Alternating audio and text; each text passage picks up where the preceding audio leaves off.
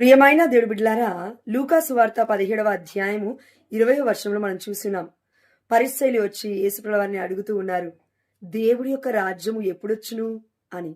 యేసుప్రభుల వారు అంటూ ఉన్నారు, ఇదిగో దేవుడి యొక్క రాజ్యం ఇక్కడుంది, అక్కడుంది, ఇలా సమీపిస్తుందని అనేక మంది కపట ప్రవక్తలు చెప్తారు. కానీ నిజమేంటంటే దేవుడి రాజ్యము ఆల్రెడీ వచ్చేసింది. అదేంటి? పరలోక ప్రార్థన స్వయాన యేసుప్రభుల వారే కదా మనకు నేర్పింది. అవునా? ఎస్. మీ రాజ్యం వచ్చునుగాక, మీ చిత్తము పరలోకమందు నెరవేరినట్లు ఈ భూలోకమందు నెరవేరునుగాక. దేవుడి చిత్తము పరలోకంలో ఏదైతే నెరవేరుతుందో ఈ లోకంలో కూడా అది నెరవేరాలి అని దేవుడు కోరుకుంటున్నాడు.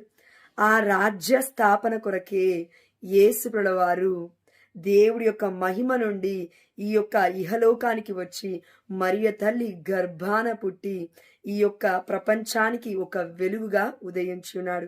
అందుకే మనందరికీ కూడా దేవుడు ఏం చెప్తున్నా అంటే, రాజ్యం ఎక్కడో లేదండి, మన మధ్యలోనే ఉంది దైవ రాజ్యము.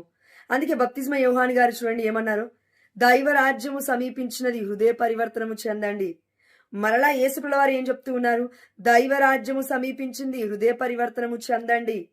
అంటే హృదయ పరివర్తనమే మన జీవితంలో మనము ఏర్పాటు చేసుకునే దేవుడి యొక్క రాజ్యము. దేవుడి రాజ్యం అనగా పరలోక రాజ్యము. పరలోక రాజ్యంలో ఏముంటుంది? మంచి వస్తువులకే స్థానం ఉంటుంది.